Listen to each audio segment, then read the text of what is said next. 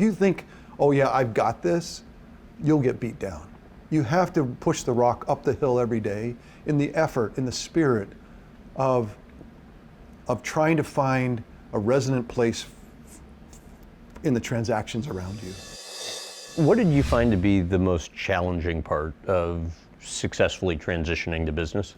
I think when you're really good and great at something and you can't do it anymore, it's a death, and you have to figure out a way to start crawling and then walking, and the truth of that moment is that you're not good at anything else, let alone great.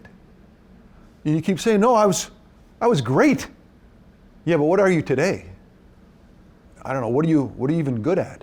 And I think that's the biggest challenge in the transition, is to recognize that, heal from the pain of losing your expertise in a way, never being able to replicate it. You never will be on the field again. You'll never take every ounce of your soul poured into being good at something. It's gone. So the transition, to me, the key was the humility to say, I'm going to try to get into business, but I don't know what I'm doing. And I have to recognize that I'm not even good at it right now. What do you think you learned from Mitt Romney? So Mitt and his partner Bob Gay, you could say that they're the godfathers of private equity in some ways, right? What I learned is that fundamentally, at its core, business is people. Business is, even negotiations, even all the transactions that are a part of business, don't let the transaction lead. And so much of life is zero-sum game. We make it, I win, you lose. It's transactional life, played out, and it always rots. And so I think that's what I learned, is to try to find, even in the transaction, the abundance in it. How did you go about learning the business? I was on the board of Power Bar. I was playing. Because you used to have 2 power bars and a banana before every game. Brian Maxwell started Power Bar in his garage in Berkeley, California. And he got to know me through me famously having power bars and a banana, and so he invited me to be on the board. And I had done, been in law school, but I didn't really understand the business of boards. And so the first board meeting, I go to his board meeting, and in it was Larry Sonsini, the Titan lawyer of Silicon Valley, and Warren Hellman, the Titan investor in Silicon Valley in 1995.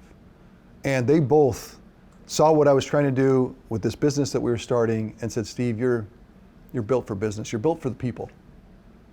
And so I transitioned. I wasn't going to be a lawyer anymore. I was going to be in business. And then it was Bob Gay, his partner Mitt Romney, who gave me the opportunity to kind of jump the shark in a way and not have gone to 3 years of consulting and not got an MBA, but got a JD and could get into private equity and help me form our first private equity shop in 2001 called Sorensen Capital. And that's how I transitioned. And the Northgate Capital, that was the precursor. You really want to do this. Well, you kind of got, from what I understand, you kind of got bored. And I didn't get bored. That kind of impacted that's not true. Trajectory. So, I don't know how this, you guys when you fall asleep, let me know and we'll do something different. In the locker room, Silicon Valley's exploding around the 49ers. We're in Santa Clara. We're in the locker room. We're having lunch, a lunch group. Ronnie Lott, myself, Harris Barton, Brent Jones, Tommy Vardell, about 5 or 6, 7 of us.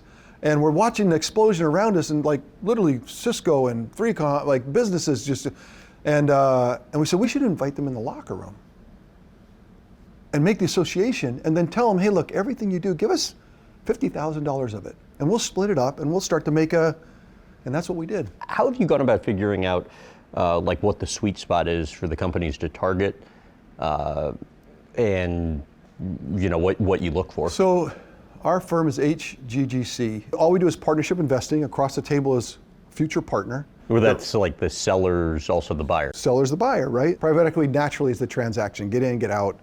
And I think we're the ones that are willing to spend the time in the relationship. What really matters to people. And I know you don't like talking about money, but you guys have, I think, funds totaling $10 billion, 2% management fee, 20% of profits. I mean, like in terms of financial success, it's like well exceeds. Well, Graham, I'll go back NFL. Go back to financial success for you. I understand where you're going. Go back to Bill Walsh. because Bill wrote a book, Coach Bill Walsh of the Hall of Fame wrote a book called The Score Takes Care of Itself.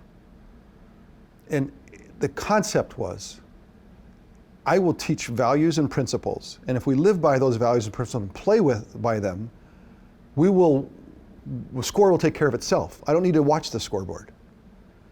And so you go back to capitalism and private equity. It can be it can be a knife fight and blood on the floor and terrible relations and profit. And go, well, it's profit. It's good. I think capitalism is a great way to do abundance. And I think that it's complex and harder. It's aspirational because I suck at it still. If you think, oh yeah, I've got this, you'll get beat down. You have to push the rock up the hill every day in the effort, in the spirit of trying to find a resonant place in the transactions around you. And if you do that every day, you're thoughtful and meaningfully about it, then like Bill Walsh said, the score takes care of itself. And so I think that's why the 49ers were great. And whether we're great or not at HGGC, I think we intend to be great in the same way.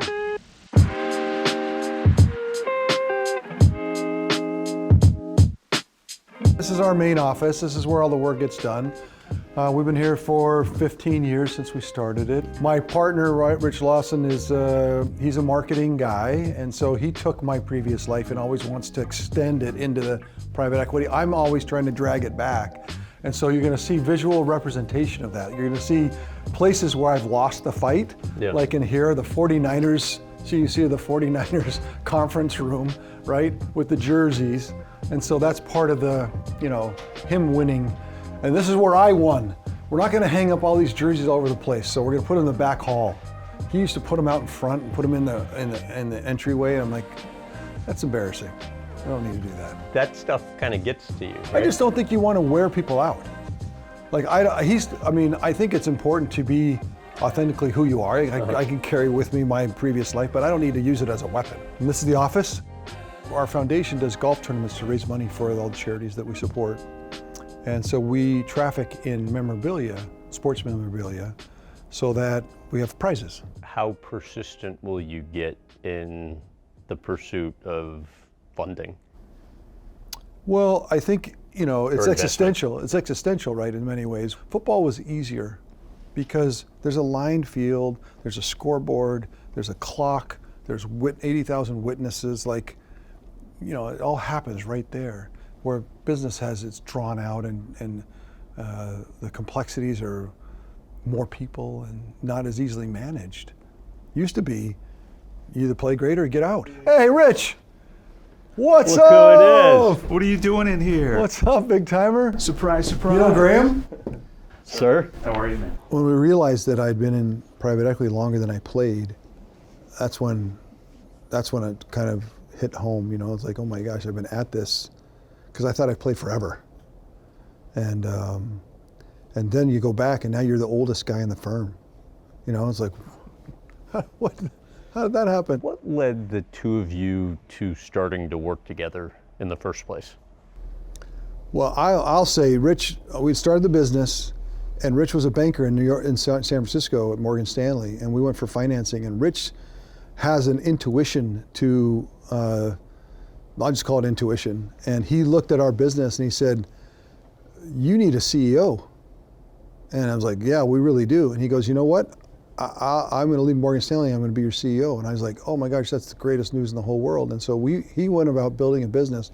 And he was classically trained at Harvard, right? He's classically trained in the banking system. Like he has the secret handshakes and all this stuff, but I don't have that. And so I think there's parts of it that I'm more non-traditional.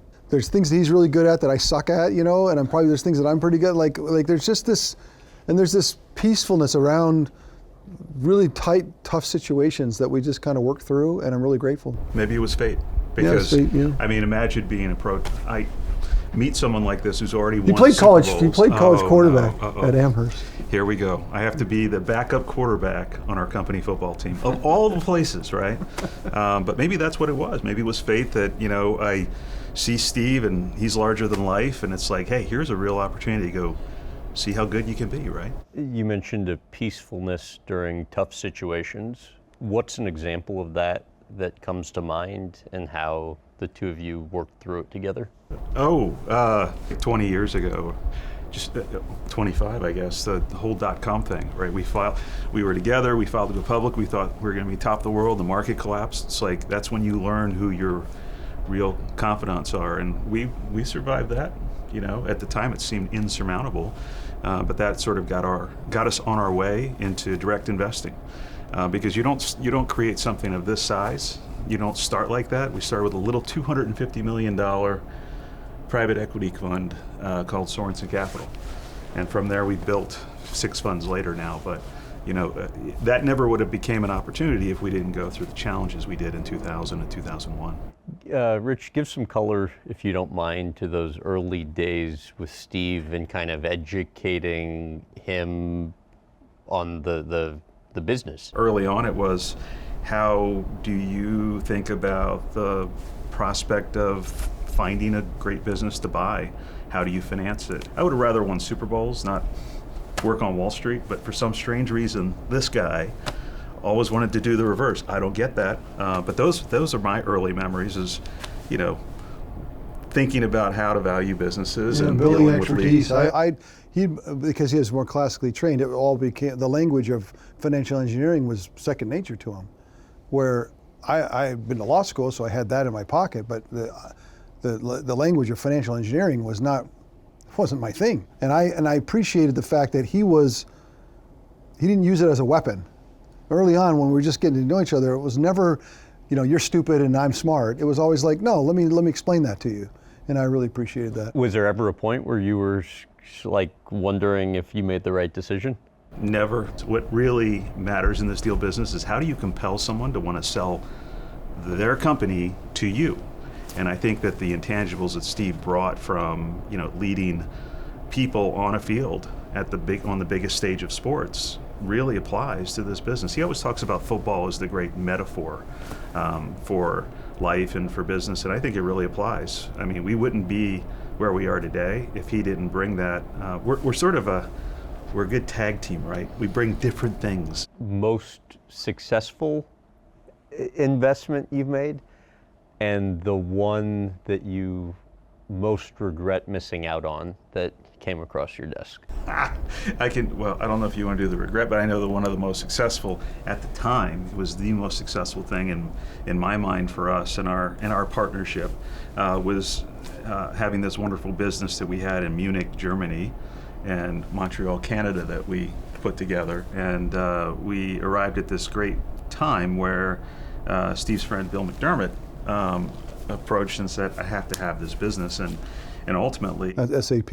Yeah, sure. Yeah, and ultimately, $1 billion outcome, huge turning point for, we were motoring right along. Remember the little $250 million fund, and it starts getting slightly bigger, but that really put us on the map. Was this the one where like Adobe wanted to pay more and? He's been killing me today. He's got this stuff. You're like, what are you like? You've been following me around for 7 years or what? Yeah, that was the one. And that was the one where we had to decide what kind of partners we were. Yeah. Because Adobe's offer was a lot bigger, and yet we were going to tell our investors, no, we're going to take less. I just remember the two of us were sitting in Zurich, Switzerland at 2 a.m, having to make a decision that was going to impact the rest of our lives. And fortunately, we're here. And Bill could close, so we did it, and that's how it worked.